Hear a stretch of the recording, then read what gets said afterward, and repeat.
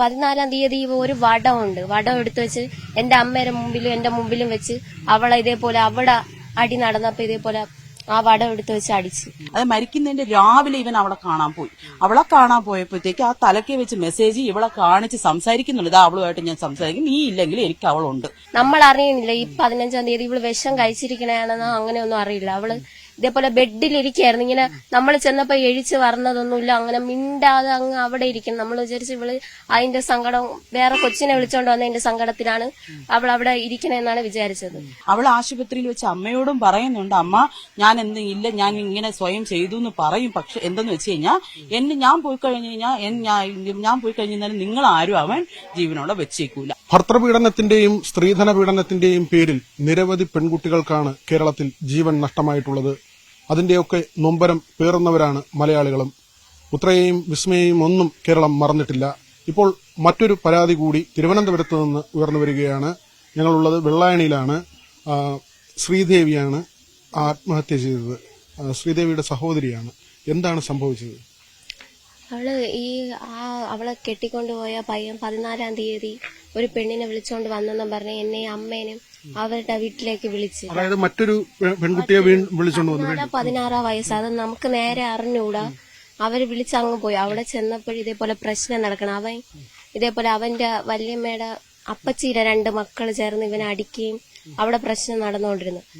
അങ്ങനെ അവിടെ പ്രശ്നമായി. ആ കൊച്ചിനെ കൊണ്ട് വിട്ടെന്നാണ് പറഞ്ഞത്. നമ്മൾ അവിടെ വെച്ച് അവളടുത്ത് പറഞ്ഞ് അനിയത്തിയുടെ അടുത്ത് പറഞ്ഞ് ഇനി വാ നമ്മള് വീട്ടിൽ പോവാ, ഇനി ഇവിടെ നിക്കണ്ട, വീട്ടിൽ പോവാ. അപ്പൊ അവള് പറഞ്ഞ് എനിക്ക് കൊച്ചുള്ളതാണ്, ഇനി ഞാൻ അവിടെ വന്ന് നിന്നാല് നാട്ടുകാരൊക്കെ ഓരോന്നും പറയും, അപ്പൊ ഞാൻ പറഞ്ഞില്ലെന്ന് പറഞ്ഞു. വീണ്ടും ഈ പിറ്റേ ദിവസം 15-ാം തീയതി വീണ്ടും അവരവിടെ നിന്ന് വിളിച്ച് നമ്മൾ വീണ്ടും അങ്ങോട്ട് ചെന്നപ്പം ഇതേപോലെ അവിടെ വീണ്ടും പ്രശ്നം നടന്നു. വൈകുന്നേരമാണ് അവർ വിളിച്ച് നമ്മൾ അങ്ങോട്ട് ചെന്നത്. അവിടെ വീണ്ടും പ്രശ്നം നടന്നിട്ട് ഇതേപോലെ അവളെ വീണ്ടും ഇവൻ അടിക്കാണ്. ആ 14-ാം തീയതി ഒരു വടമുണ്ട്. വടം എടുത്തു വെച്ച് എന്റെ അമ്മയുടെ മുമ്പിലും എന്റെ മുമ്പിലും വെച്ച് അവളെ ഇതേപോലെ അവിടെ അടി നടന്നപ്പോ ഇതേപോലെ ആ വടം എടുത്തു വെച്ച് അടിച്ചു. അത് കഴിഞ്ഞ് ഈ 15-ാം തീയതി കൊച്ചിനെ ഇരുത്താൻ വേണ്ടി ഒരു കാറ് പോലത്തെ ഒരു കളിപ്പാട്ടമുണ്ട്. അതാണെങ്കിൽ അതെടുത്ത് ഇവിടെ ആ പ്രശ്നം നടന്നുകൊണ്ടിരുന്നപ്പോ ആ കാറെടുത്ത് വെച്ച് അടിച്ച്. ഇവർ ഈ 3 സെന്റ് നമുക്ക് 3 സെന്റ് അവക്ക് കൊടുക്കാന്ന് പറഞ്ഞിരുന്ന ആ 3 സെന്റ് അവക്ക് എഴുതി കൊടുത്തില്ല എന്നും പറഞ്ഞാണ് ഉപദ്രവം. എപ്പോഴും ഉപദ്രവിക്കണം. അതുമല്ല ഇവരെപ്പോഴും വിളിച്ച് പൈസയൊക്കെ കേൾക്കും. അടുത്ത മാസം കൊച്ചിന്റെ ബർത്ത്ഡേ പറഞ്ഞുകൊണ്ട് അമ്മ എടുത്ത് ഒരു ലോൺ എടുത്ത് കൊടുക്കാൻ പറഞ്ഞു. അപ്പൊ അമ്മ പറഞ്ഞു ഇതേപോലെ അമ്മ എന്നെ അവളെ കല്യാണം നടത്താൻ വേണ്ടി തന്നെ 2 ലോൺ എടുത്തിട്ടിരുന്നോണ്ട് അവർക്ക് എടുക്കാൻ പറ്റൂല, അതുകൊണ്ട് കൊടുക്കൂല എന്നൊക്കെ പറഞ്ഞു. അതിന്റെ പേരിലും അവിടെ പ്രശ്നം ഉണ്ടായിരുന്നു. പിന്നെ ഇവര് തന്നെ ഇവളെ പേരിൽ ലോൺ എടുത്തിട്ടുണ്ട് മുമ്പ് അവരെ വീട്ടിൽ വെച്ച്. അങ്ങനെ അവിടെ പ്രശ്നമായി. നമ്മൾ അറിയണില്ല ഈ 15-ാം തീയതി ഇവള് വിഷം കഴിച്ചിരിക്കണെന്നോ അങ്ങനെയൊന്നും അറിയില്ല. അവള് ഇതേപോലെ ബെഡിലിരിക്കായിരുന്നു. ഇങ്ങനെ നമ്മൾ ചെന്നപ്പോ എഴിച്ച് പറഞ്ഞതൊന്നുമില്ല. അങ്ങനെ മിണ്ടാതെ അങ്ങ് അവിടെ ഇരിക്കണം. നമ്മൾ വിചാരിച്ച് ഇവള് അതിന്റെ സങ്കടം വേറെ കൊച്ചിനെ വിളിച്ചോണ്ട് വന്നതിന്റെ സങ്കടത്തിലാണ് അവൾ അവിടെ ഇരിക്കണെന്നാണ് വിചാരിച്ചത്. പക്ഷെ ഈ വിഷം കഴിച്ച അവരിങ്ങനെ പറയാതെ വെച്ചിരുന്നു.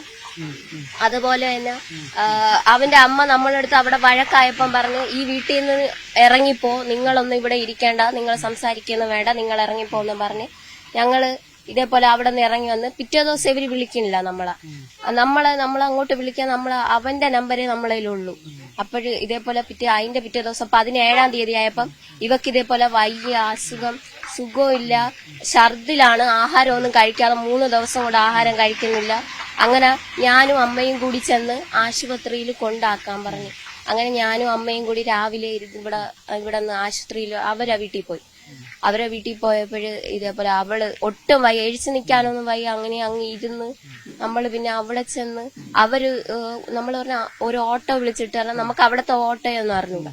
അങ്ങനെ ഓട്ടോ വിളിച്ച് വിട്ടു തരാൻ പറഞ്ഞപ്പോ ഇവൻ കുറെ സമയം ഓട്ടോയൊന്നും വിളിച്ചില്ല. അപ്പോഴാണ് നമ്മളടുത്ത് ഇവര് പറയണേ ഇവള് വിഷം കഴിച്ചിരിക്കണേ. ഏത് വിഷമാണെന്നാ അങ്ങനെയൊന്നും പറയല്ല, ഇവള് വിഷം കഴിച്ചിരിക്കുകയാണ്.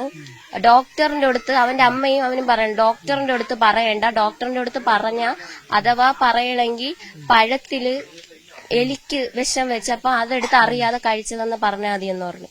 അങ്ങനെ നമ്മള് ഇതേപോലെ ആശുപത്രിയിൽ ഒരു ഓട്ടോ വിളിച്ചു വിട്ടു തന്നു. അതും കൊണ്ട് ആശുപത്രിയിൽ ചെന്നപ്പം ഇതേപോലെ ഡോക്ടർ ബ്ലഡ് ടെസ്റ്റ് ചെയ്യാൻ പറഞ്ഞപ്പോ ഇവ അവിടെ അപ്പഴും ഇരുന്നോണ്ട് പറയണ് ഇതേപോലെ എലിക്ക് വിഷം വെച്ചത് തന്നെ അത് പറഞ്ഞാൽ മതി, വേറൊന്നും പറഞ്ഞു. അപ്പൊ അമ്മയായിട്ട് ഇവന് പ്രശ്നമായി അവിടെ ഇരുന്ന്. അവൻ കൊച്ചിനെയും കൊണ്ട് അവൻ വേറെ വണ്ടിയിലാണ് വന്നത്. ഞാനും എന്റെ സഹോദരിയും കൊച്ചും ഓട്ടോയിൽ അമ്മയുടെ വണ്ടിയിലാണ് ആശുപത്രിയിൽ വന്നത്, ശാന്തിവിള വെള്ളായണിയിൽ. അപ്പോഴും ഇതേപോലെ അവ അവിടെ വെച്ച് പ്രശ്നം അവ അങ്ങ് എഴിച്ചുപോയി. നമ്മൾ ഇന്ന് ഡോക്ടറിന്റെ അടുത്ത് ഇതേപോലെ വിഷം കഴിച്ചിരിക്കുകയാണെന്ന് പറഞ്ഞ് ഡോക്ടർ വിളിച്ച് മെഡിക്കൽ കോളേജിൽ റെഫർ ചെയ്ത് 108 വന്ന് അങ്ങനെ കൊണ്ട് മരണം എവിടെ വെച്ചാണ് നടന്നത്? മെഡിസിൻ എവിടെ വെച്ചാണ്? സൂപ്പർ സ്പെഷ്യാലിറ്റിയിൽ മെഡിക്കൽ കോളേജ്. നിങ്ങളിപ്പോ ഈ പ്രതിയെ പിടിച്ചോ? പെൺകുട്ടിയുടെ ഹസ്ബൻഡിനെ പിടിച്ചോ പോലീസ്? പോലീസ് ഇല്ല, അവരെ കാണാനില്ല എന്നാണ് പറയണേ. ഇപ്പൊ പോലീസ് ഇതുവരെ പിടിച്ചിട്ടില്ല. ഇല്ല. അവരിങ്ങനെ നിങ്ങളടുത്ത് കള്ളം പറയുകയാണ്, എനിക്ക് വിഷം കഴിച്ചു. അവന്റെ കുടുംബക്കാരങ്ങനെയാണ് പറയണത്, അവന്റെ അമ്മയും അവനും അങ്ങനെയാണ് പറയുന്നത്. ഇപ്പൊ ചേച്ചി പറഞ്ഞിരുന്നു അവിടെ പ്രയാസമാണ്, ജീവിക്കാൻ നിവർത്തില്ലാത്ത അവൾ എന്റെ അടുത്ത് പറഞ്ഞിരുന്നു ഇതേപോലെ അവൻ പൈസ കൊടുക്കാതെ, അമ്മയുടെ അടുത്ത് പൈസ വിളിച്ച് കേട്ടിട്ട് കൊടുക്കാത്ത ദിവസമൊക്കെ അവിടെ പ്രശ്നം ഇവ അടിക്കുകയൊക്കെ ചെയ്യും. അതുപോലെ ഇവൻ തന്നെ ഞാൻ അവിടെ ഇരുന്നപ്പോ ഇവൻ പറഞ്ഞ് നിന്റെ അനിയത്തി ഇവിടെ നിന്ന് വിളിച്ചോണ്ടുപോയി, ഗർഭിണിയെ പ്രസവിച്ച് 28 കഴിയാതെ അങ്ങ് വിളിച്ചോണ്ടുപോയി ഇതേപോലെ ബെൽറ്റ് ഒരാഴ്ച പോലും ആവത്തപ്പം ബെൽറ്റ് എടുത്തു വെച്ച് അവളെ അടിച്ചിട്ടുണ്ട്. പിന്നെ കൊങ്ങയ്ക്ക് പിടിച്ച് ഇവക്ക് അങ്ങനെ ഫിക്സ് വന്ന് വീണ് അവൻ താക്കോല് കൊടുത്ത് അങ്ങനെ കഴിച്ചിട്ടുണ്ട്. പിന്നെ എപ്പോഴും ദേഹോപദ്രവം തന്നെ. ഇവളിവിടെ വരുമ്പം ദേഹത്തൊക്കെ ഇങ്ങനെ നീരടിച്ചും അവിടെ ഇവിടെയൊക്കെ അങ്ങനെ നീരൊക്കെ അടിച്ചിരിക്കും. അപ്പൊ നമ്മൾ ചോദിക്കുമ്പോ ഇവള് പറയണോ ഒന്നുമില്ല. അന്ന് ചെന്നപ്പോ ഇവൻ പറഞ്ഞ ഇതേപോലെ ഇവ അടിച്ചപ്പോഴാണ് ഈ നീരൊക്കെ വന്നത്. അവ എന്തോ ഇങ്ങനെ അവൻ പറയണ അവൻ ഭയങ്കര വലിയ ഒരാളാണ്, ഞാൻ ഇതേപോലെ അടിക്കും അങ്ങനെയൊക്കെ രീതിയിലാണ് പറയണത്. അല്ലാതെ ഇവ ഇങ്ങനെ കുറ്റം സമ്മതിക്കണതല്ല, ഇങ്ങനെ ഞാൻ ഇവളെ അടിക്കും അങ്ങനത്തെ രീതിയിൽ അങ്ങനെയാണ്. പലപ്പോഴും നമ്മൾ കാണുന്നതാണ് ഈ പെൺകുട്ടികൾ അവരുടെ വീട്ടിലേക്ക് മടങ്ങി വരാൻ പോലും മടിക്കുന്നത്. ഈ നാട്ടുകാർ എന്ത് വിചാരിക്കും, അതെന്തെങ്കിലും മോശമായി പോവോ? പലപ്പോഴും അങ്ങനെ സഹിച്ച് വീട്ടിൽ കഴിയുന്ന ഒരു സാഹചര്യം അങ്ങനെ തന്നെ ഈ പെൺകുട്ടിയും കഴിഞ്ഞു എന്നാണ് ഇപ്പോൾ ബന്ധുക്കൾ പറയുന്നത്. ഇത് എത്രയോ തവണ നമ്മൾ കേട്ടതാണ്. അങ്ങനെ ഒരു അപമാനത്തിന്റെയോ മറ്റൊരു കാര്യവുമില്ല. സ്വതന്ത്രമായി ജീവിക്കാൻ കഴിയുമെങ്കിൽ അങ്ങനെ പെൺകുട്ടികൾ ആ തരത്തിൽ ചിന്തിക്കേണ്ടതാണ്. നമുക്കിപ്പം മെയിനായിട്ട് വേണ്ടത് കൊച്ചിന്റെ കാര്യത്തിൽ ഒരു തീരുമാനമാണ് വേണ്ടത്. കാരണം കുഞ്ഞെന്ന് പറയുമ്പോൾ 1 വയസ്സാവാൻ പോകുന്നു. അപ്പൊ അമ്മയാണ് മരിച്ചിരിക്കുന്നത്. ഇന്നലത്തെ ദിവസം നമ്മൾ പ്രതീക്ഷിച്ചു കൊച്ചിനെങ്കിലും കൊണ്ടുവരുമെന്ന് പ്രതീക്ഷിച്ച്. പക്ഷെ കാരണം എന്താ വെച്ചാൽ അന്ത്യകർമ്മം അവളാണ് ഇപ്പൊ ഈ കുടുംബത്തിലെ ഏറ്റവും ഇളയ കുഞ്ഞ്. അപ്പൊ അവൾക്ക് താഴെതൊന്നും ഇല്ല, അവൾക്കൊരു മോനുണ്ട്. ഈ മോനെ വെച്ചെങ്കിലും ഒരു അന്ത്യകർമ്മം ചെതലൊന്ന് പിടിപ്പിക്കാൻ പോലും നമുക്ക് ആ കുഞ്ഞിനെ കിട്ടിയിട്ടില്ല. മാത്രമല്ല ഈ കുഞ്ഞ് ഇവളത് ശ്രീദേവി വിഷം കഴിച്ചു എന്ന് പറഞ്ഞിട്ട് 2 ദിവസമായി. 2 ദിവസം ഈ കുഞ്ഞും ആ വീട്ടിൽ തന്നെ ഉണ്ട്. മെഡിക്കൽ കോളേജിലെ ഡോക്ടർ പ്രത്യേകിച്ച് പറയുന്നുണ്ട് നിങ്ങൾ ഈ കുഞ്ഞിനെ കൂടെ ഒന്ന് ടെസ്റ്റ് ചെയ്യണം, കാരണം പാല് കൊടുക്കാൻ സാധ്യത ഉണ്ട്. ഇവള് അബോധാവസ്ഥയിലാണോ പറയുന്നതില്ല കൊടുത്തിട്ടില്ല എന്ന് പറയുന്നത് നമുക്ക് വിശ്വസിക്കാൻ പറ്റൂല. ഡോക്ടർമാരും പറയുന്നു അത് വിശ്വസനീയമല്ല. അതുകൊണ്ട് നമുക്ക് ഈ കുഞ്ഞിന് വേണ്ടുന്ന ടെസ്റ്റുകൾ ചെയ്യണം. അതിന് പോലും കുഞ്ഞിനെ തരുന്നില്ല. അവിടെ മെഡിക്കൽ കോളേജിൽ നമ്മൾ ഇത്രയും ദിവസം അവിടെ കിടന്നപ്പോഴും കുഞ്ഞമ്മൂമ്മയുടെ അടുത്താണ്, അവന്റെ അമ്മൂമ്മയുടെ അടുത്താണ്. അപ്പൊ ആ കുഞ്ഞ് നമ്മൾ മാറി എടുക്കാൻ നമ്മളെടുത്ത് വരുന്നില്ല. പക്ഷെ ഇവര് വന്നാലും മതി, കൊച്ചിനെ നമുക്ക് വേണമല്ലോ, കുഞ്ഞിനെ വേണ്ടെന്നുള്ള നമ്മൾ മാത്രമല്ല.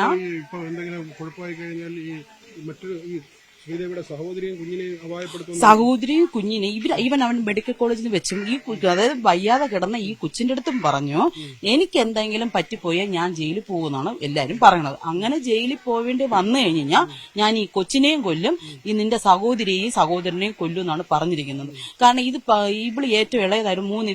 3 പേരിൽ ഏറ്റവും ഇളയതാണ്. 2 പേര് ഇനിയുണ്ട്. ഇതിപ്പം മാക്സിമം പുറം ലോകം അറിയാതെ ഒതുങ്ങിപ്പോയത് തന്നെ ഈ പേടിച്ചിട്ടാണ്. ഇവന്റെ ഈ ആക്രമണം അവിടെ നടന്നിട്ടും നമ്മളാരും അറിയാത്തതോ ഒക്കെ ഇവര് പറയുന്നത് പേടിച്ചിട്ടാണ് ആ കൊച്ചു പറയാത്തത്. കാരണം ഞാൻ പുറത്ത് പറഞ്ഞു കഴിഞ്ഞാൽ എന്റെ സഹോദരങ്ങളെയോ എന്റെ അമ്മയോ അച്ഛനോ ഇവരെന്തെങ്കിലും ചെയ്യും എന്നുള്ള കാര്യം അവൾക്ക് ഉറപ്പുണ്ടായിരുന്നു. അവൾ ആശുപത്രിയിൽ വെച്ച് അമ്മയോടും പറയുന്നുണ്ട്, അമ്മ ഞാൻ എന്തെങ്കിലും ഞാൻ ഇങ്ങനെ സ്വയം ചെയ്തു എന്ന് പറയും. പക്ഷെ എന്തെന്ന് വെച്ച് കഴിഞ്ഞാൽ ഞാൻ പോയി കഴിഞ്ഞാൽ നിങ്ങൾ ആരും അവൻ ജീവനോടെ വെച്ചേക്കൂല. ആ ഒരു പേടിയുണ്ട്. കാരണം അവന് 21-22 വയസ്സേ ഉള്ളുവെങ്കിലും ഈ മനസാക്ഷി ഇല്ലാതെ ഈ കൊച്ചി ഇരിക്കുമ്പോ തന്നെ ഈ 16 വയസ്സായ വേറൊരു കൊച്ചിനെ വിളിച്ചുകൊണ്ട് വന്നുവെങ്കിൽ അത് പോരാഞ്ഞിട്ട് വേറെ മണക്കാടുള്ള ഏതോ ഒരു പെൺകൊച്ചായിട്ട് ഇപ്പോഴും അഫയർ ഉണ്ടെന്നും ഇവള് ആശുപത്രി കിടന്നപ്പോ ICUവിൽ അവളെ കാണാൻ പോയപ്പോ അവളുടെ തലയ്ക്ക് വെച്ച് മറ്റു പിള്ളേർക്ക് മെസ്സേജ് അയക്കുന്നത് ഇവളോട് കൺവേ ചെയ്യാണ്. ഇപ്പൊ സീരിയസ് ആയി കിടന്നതിന്റെ അന്ന്, അത് മരിക്കുന്നതിന്റെ രാവിലെ ഇവൻ അവളെ കാണാൻ പോയപ്പോഴത്തേക്ക് ആ തലയ്ക്ക് വെച്ച് മെസ്സേജ് ഇവളെ കാണിച്ച് സംസാരിക്കുന്നുണ്ട്. ഇതാ അവളുമായിട്ട് ഞാൻ സംസാരിക്കും, നീ ഇല്ലെങ്കിൽ എനിക്ക് അവളുണ്ട്. ഇതൊക്കെ കേട്ടാണ് പിള്ളേക്ക് ആദ്യം പോയി അപ്പൊ വെന്റിലേറ്റർ കയറേണ്ടി വന്നത്. ഇതൊന്ന് താഴെ നിൽക്കുന്ന നമ്മളോ, കാരണം പേടിച്ചിട്ടാണ് നമുക്കൊന്നും അവരൊന്നും പറയാതെ പോയത്. താഴെ നിൽക്കുന്ന നമ്മളോ ഒന്നും അറിഞ്ഞിട്ടില്ല എന്ന് അമ്മ പറയുന്നുണ്ട്. എടാ നീ കൊച്ചിന്റെ അടുത്ത് അങ്ങനെയൊക്കെ എന്തിനാടാ സംസാരിക്കുന്നതെന്ന് പറയുകയും ചെയ്തു.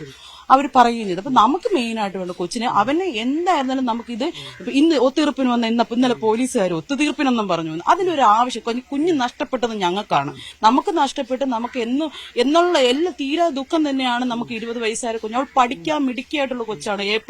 എത്ര എ പ്ലസ് ഉണ്ട്. ഇപ്പൊ +2 റിസൾട്ട് വന്നു, ഇപ്പോഴല്ല കഴിഞ്ഞ വർഷം ദിവസം.